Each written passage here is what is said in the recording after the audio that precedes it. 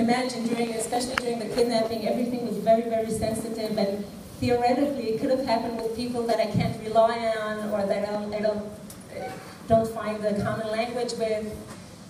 Uri and Iris, the parents of Eyal, and Bat Galim and Ophir, the parents of Gilad, are amazing people. And we had such a terrible but good experience together. And we are in touch.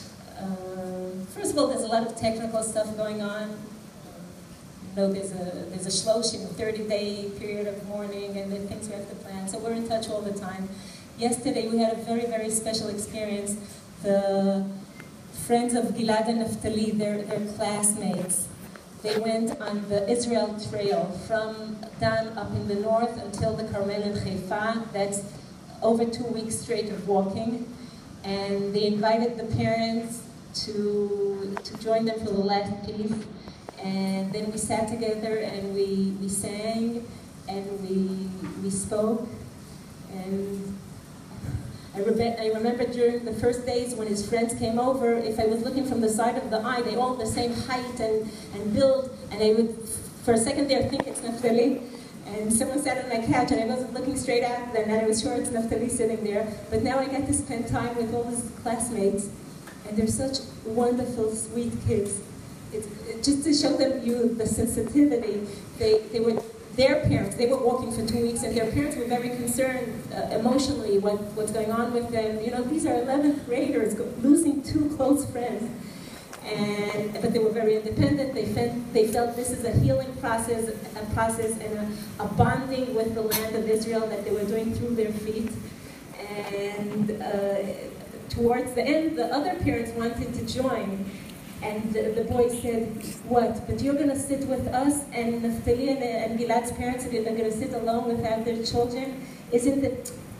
Won't that be even more painful for them? And it's so sweet of them to think that way. But then some of their parents came, which was wonderful. We were very happy to meet the parents too, because they were so much with us in this experience. And we sat, and we sang, and we spoke.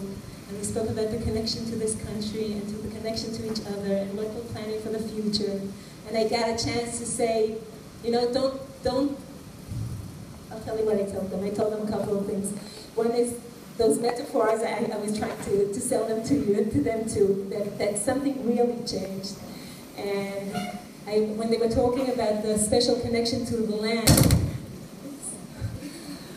I told them that during the 2 weeks that we found out after everything was over that it was over in a minute, right? That they were shot within seconds. We know that because it's unbelievable. We have a taping of the 2 minutes that this happened.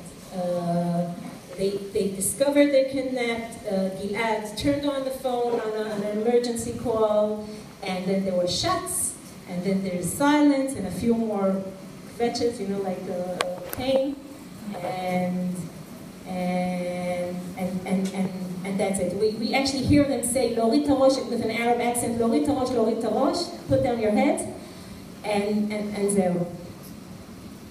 And if it had to, you know, after I spent 18 days imagining what the situation is and how they're being held, and say, oh, Baruch Hashem, that he learned in the Talmud Torah, and he knows how to rehearse so many things by heart.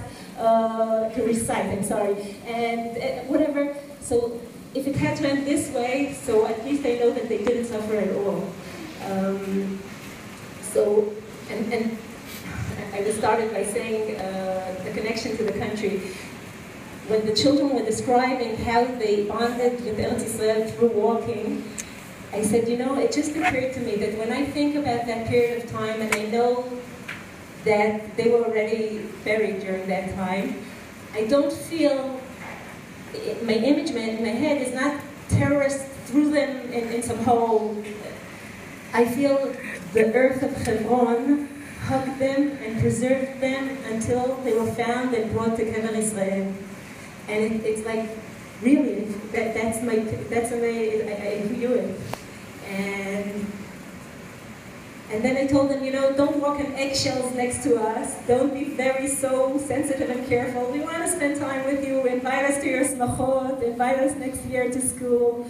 We want to be with you. It's the greatest thing to do with our children's friends. So, yes, we have a connection to the families, and it's a very special connection.